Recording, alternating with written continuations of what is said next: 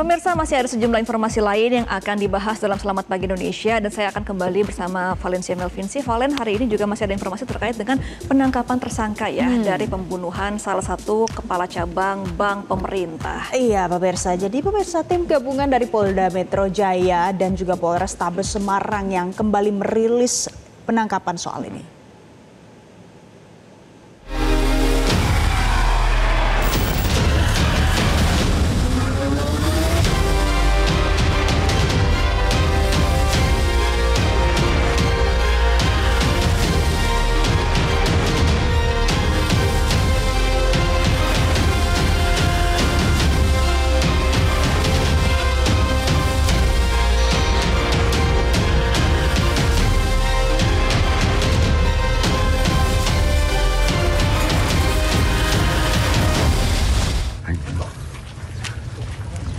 Jadi pemirsa, ini adalah detik-detik dari tim gabungan Jatan Ras Polda Metro Jaya dan juga Resmo Polrestabes Semarang yang melakukan penggerebekan rumah RS. RS ini adalah salah satu pelaku penculikan Ilham Pradipta di Candi Sari, Semarang.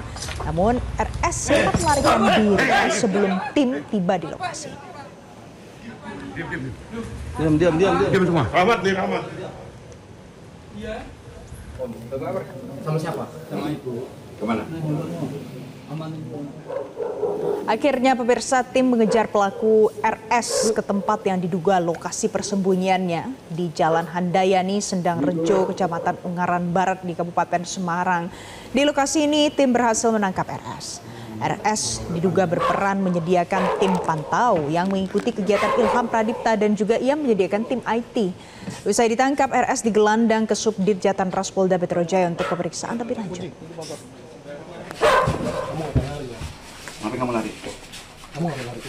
Polisi menggerebek sebuah rumah di Johar Baru, Jakarta Pusat yang ternyata ditempati 3 terduga pelaku penculikan dan pembunuhan kepala cabang bank pemerintah. Ketua RT 05 RW 09 setempat mengungkap para pelaku sudah tinggal di wilayahnya selama 2 bulan terakhir. Berikut laporan terkait rumah yang ditempati pelaku oleh jurnalis Bianca Sumendap dan juru kamera Ridwan Bima untuk Anda. Kasus penculikan dan pembunuhan terhadap Kepala Cabang Bank Pemerintahan BUMN Muhammad Ilham Pradipta, pemirsa. Saat ini saya sudah berada tepatnya di lokasi. Ini merupakan rumah di mana ditemukan keempat pelaku yang melakukan eksekusi terhadap korban. Dan saat ini pemirsa, untuk lebih jelasnya kami akan berbincang langsung dengan Ibu RT, yakni adalah Ibu Sela. Selamat pagi Ibu. Baik Bu, boleh diceritakan untuk kronologisnya dan keseharian dari keempat pelaku ini seperti apa ini Bu? Iya, untuk keempat pelaku saya nggak mengenal baik ya, yang saya tahu di situ hanya Bang Eras aja gitu kan. Dan yang tinggal di sini pun dia gitu. Untuk yang tiganya saya sama sekali tidak kenal. Terus waktu datang ke sini baik-baik, dia melapor juga gitu. Permisi Bu, saya mau menempati rumah ini katanya gitu. Nggak ada hal-hal yang lain kok. Di sini juga tegur sapanya baik, ramah, gitu. Baik Bu, untuk situasi penggerebekan sendiri pada polisi kemarin itu seperti apa dan bisa diceritakan juga Bu? Untuk situasi penggerebekan saya sama sekali tidak tahu ya, soalnya saya lagi di dapur. Dan itu pun saya mengetahuinya setelah ada kedatangan polisi pada jam 2 siang. Ya kira-kira jam 14 sampai jam 15 gitu. Karena polisi minta izin dan minta didampingi untuk masuk ke rumah sebelah gitu. Baik, terima kasih sekali Bu Sela untuk informasinya. Dan itu dia pemirsa perbincangan kami dengan Ketua RT dan ini dia untuk lokasi yang menjadi rumah atau kediaman dari keempat pelaku.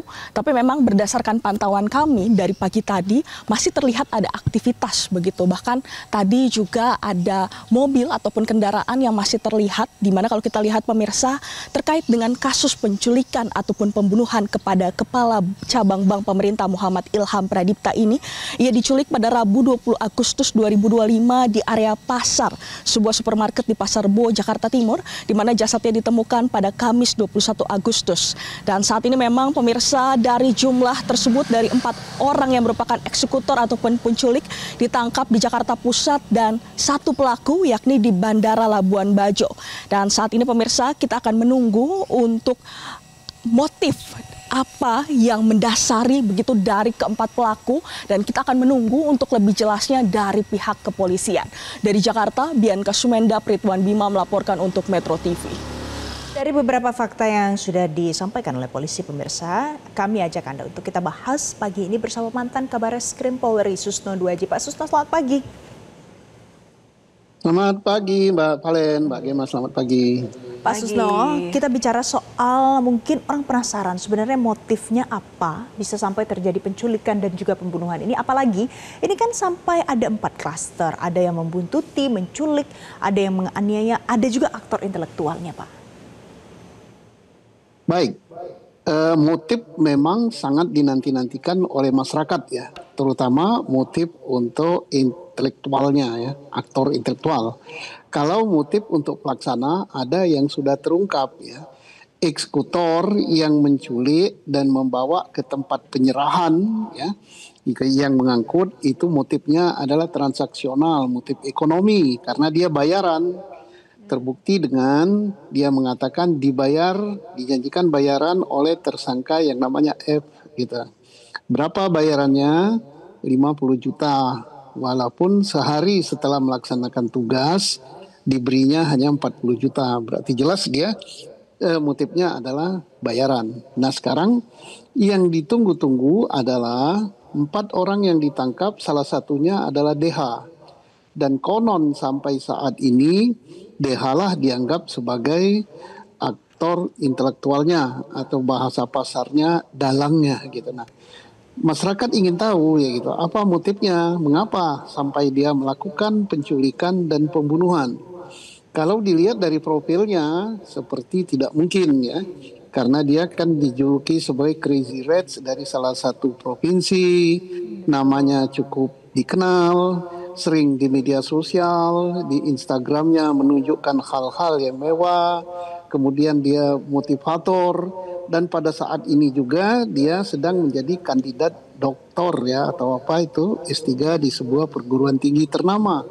Nah, mengapa sampai dia melakukan rencana dan eksekusi pembunuhan ya, dan pembunuhannya cukup rapi gitu, karena dia memerintahkan beberapa orang sampai dengan 15 yang dibagi menjadi kelompok-kelompok, kelompok perencana, kelompok pencari pelaku, kemudian kelompok penculik, kemudian kelompok yang mengangkut, dan kelompok yang mengeksekusi sampai dengan membuang jenazah gitu ya. Apakah ini motifnya hutang ke bank? Saya kira kalau hutang ke bank tidak mungkin.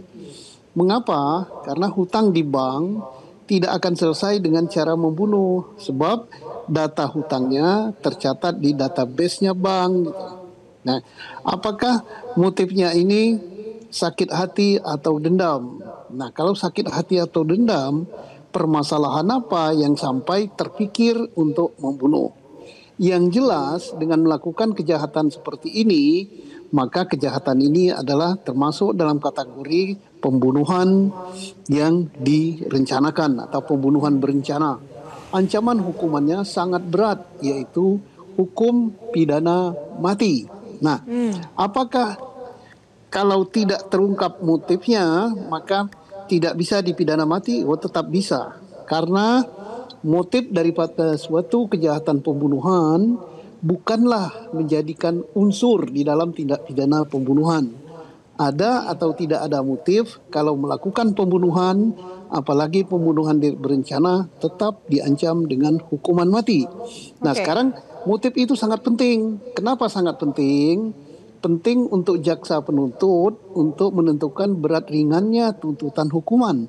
Penting juga untuk majelis hakim yang mengadili, yaitu untuk menentukan berat ringannya hukuman yang dijatuhkan. Iya, Pak Susno, apakah mungkin ini juga polisi masih mencari-cari juga untuk motif ya? Karena kan salah satu kuasa hukum dari para pelaku ini sempat mengatakan meminta perlindungan dari TNI dan juga Polri, dari Kapolri dan juga dari Panglima. Karena katanya ada keterlibatan dari oknum. Apakah ini yang menjadi lama jadi motifnya dicari dulu karena mau memastikan apakah memang benar ada keterlibatan oknum? Ya, tentang keterlibatan oknum itu kan baru dikemukakan atau disampaikan oleh pengacara salah satu di antara penculik ya. Jadi sebelum disampaikan oleh pihak kepolisian. Jadi kita tidak tahu dari instansi mana aparat keamanan tersebut, apakah dari Polri atau dari TNI dan apa pangkatnya gitu. Kalau pangkatnya biasa-biasa saja, ya itu tidak mungkin dia menjadi intelektual aktornya ya. Mungkin dia hanya pelaksana untuk mencari siapa yang akan menculik, siapa yang akan ngangkut ke tempat eksekusi, dan siapa yang akan mengeksekusi. Jadi dia adalah penerima pesanan. Nah, yang sekarang terekspos keluar sebagai dalangnya, intelektual aktornya adalah salah satu di antara 4 orang. Siapa yang mengemuka? Yaitu DH. Nah, bagaimana? Apakah Polri belum tahu atau belum mengungkap motifnya? Saya yakin Polri sudah bisa sudah mengetahui motifnya, bahwa ini motivasinya. Tetapi tidak gegabah langsung diumumkan kepada publik.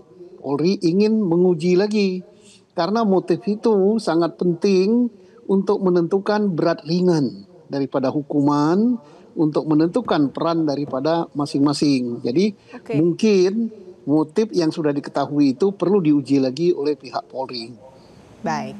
Baik Pak Susno, karena keterbatasan durasi, tapi kami sudah paham kalau motif ini penting untuk digali, apa nanti kelanjutannya untuk menentukan bagaimana berat atau ringannya. Tapi intinya adalah kalau ini adalah pembunuhan yang sudah direncanakan dan paling berat adalah pidana mati. Pak Susno, terima kasih, mantan Kabar Eskrim Polri sudah bergabung bersama kami di Selamat Pagi Indonesia.